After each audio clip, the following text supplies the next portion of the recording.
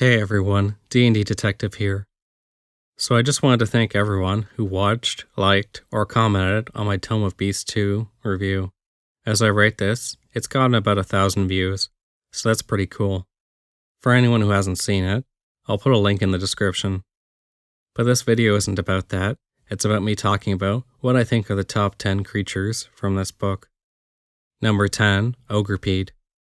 How could I not include this creature on my list? It's ridiculous, and I love it just for how wonky it is. It's a creature that can understand languages but not speak. I'm not sure I want to know how a creature with that many mouths can't speak, but I have a feeling the necromancer that first created it really didn't care. I'll be honest though, I think in combat, how fun an Ogrepede is actually going to be very dependent on initiative roll and how your party reacts to it. If the party stays away and attacks from range, this will be an easy fight for them, especially if they can get summons in its way.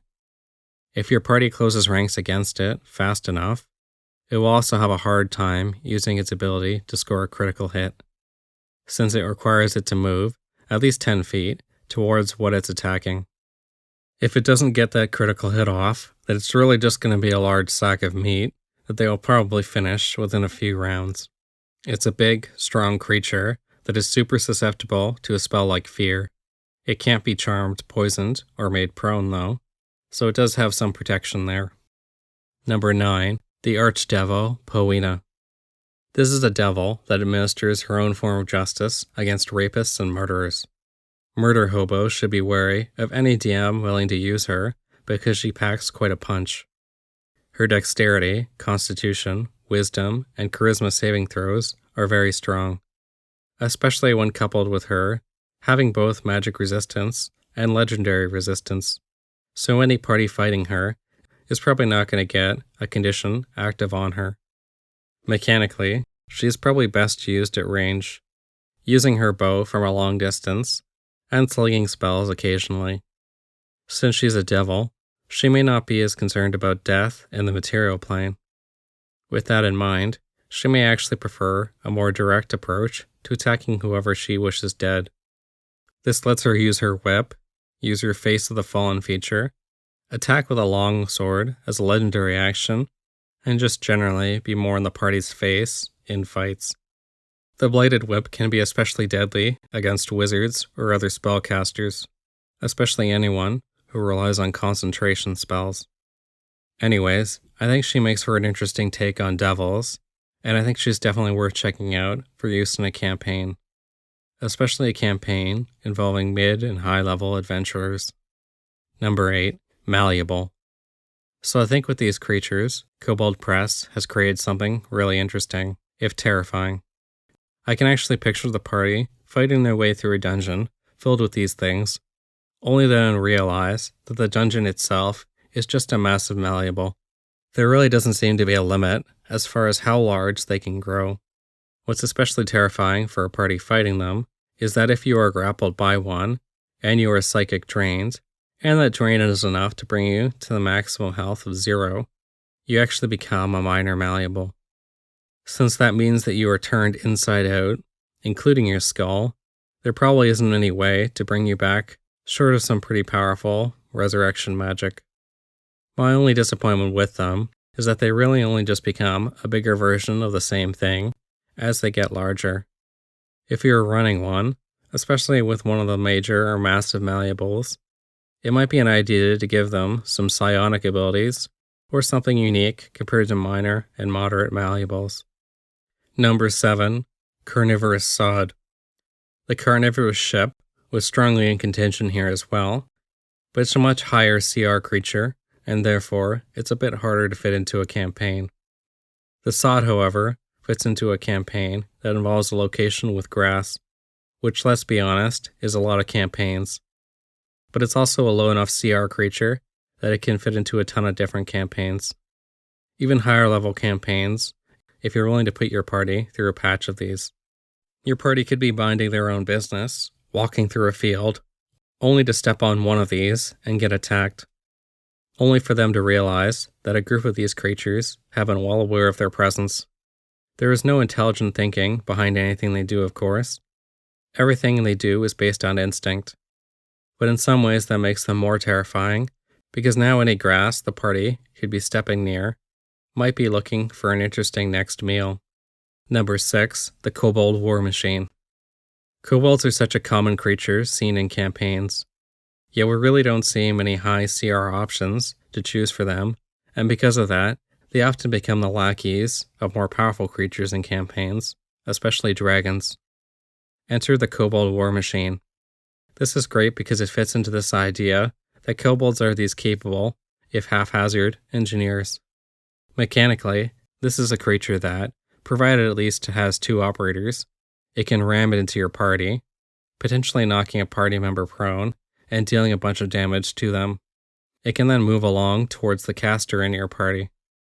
Early into a fight, it's likely to get at least a few uses out of its ability to either dash or disengage, making it a serious problem for any poorly armored character in your group.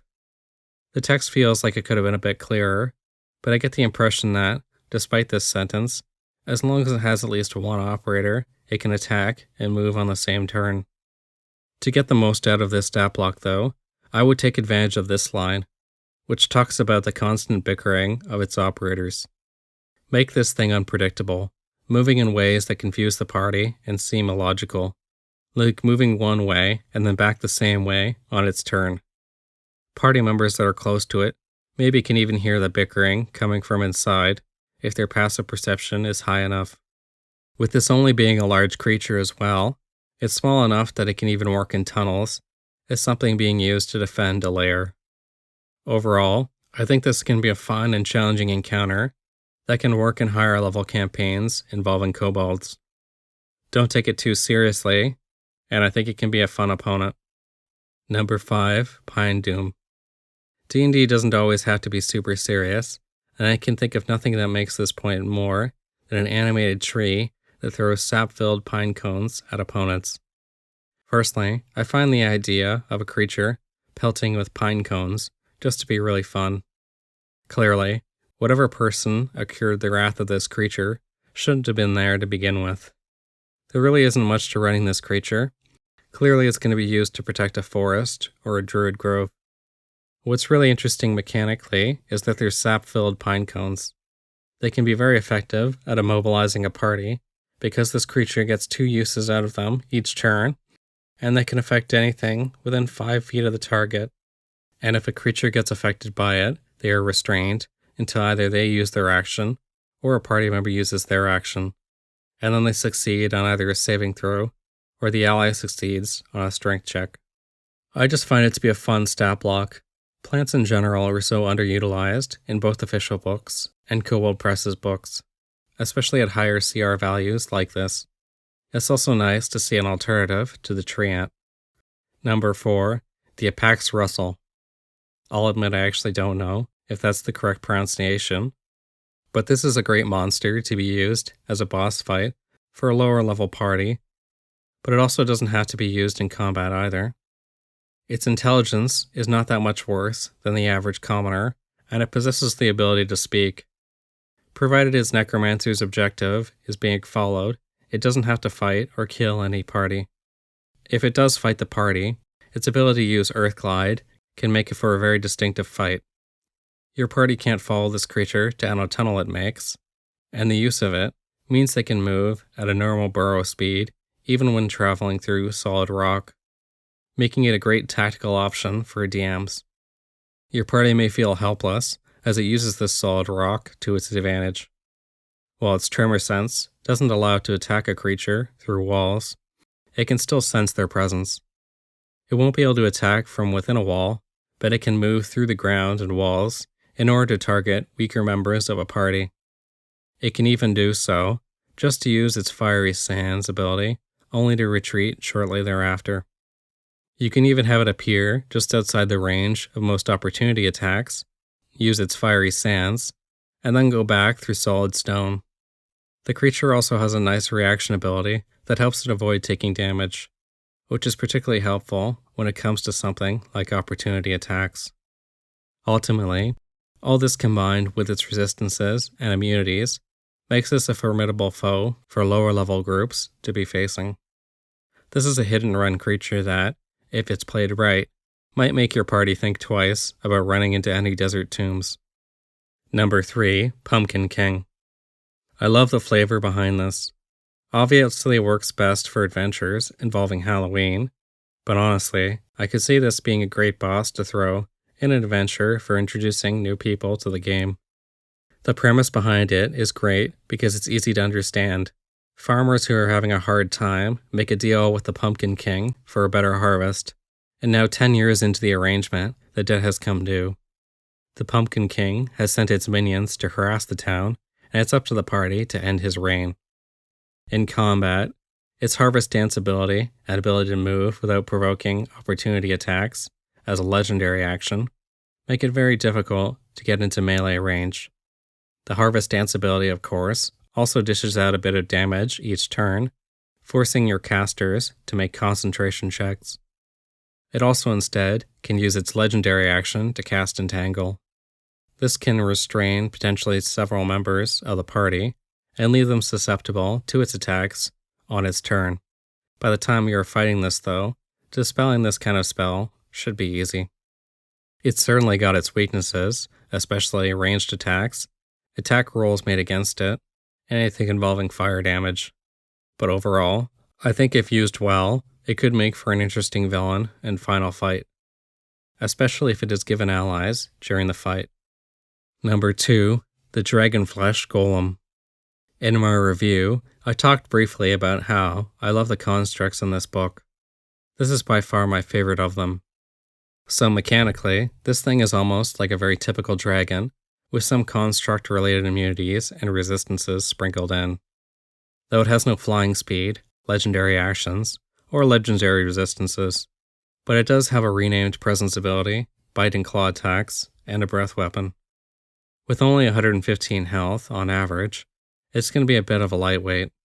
Like it has about 60 health less than a young red dragon, and its breath weapon also does quite a bit less damage. So you may want to think about giving it a bit more health than its average if it feels like it's going down too quickly.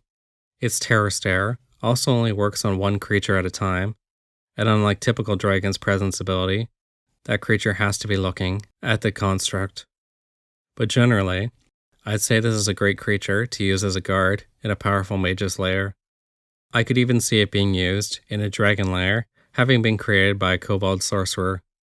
Maybe a dragon lair that, over the years, has seen several different types of dragons try to take possession of the lair, with the kobolds left to scavenge the heads of the losers. Number 1, the Felid Dragon. I love this dragon because it's atypical for what you typically see with dragons. I could see it fitting really nicely into a classical Greek epic adventure, the kind of adventure where you're seeing satyrs and centaurs, something like the Theros setting.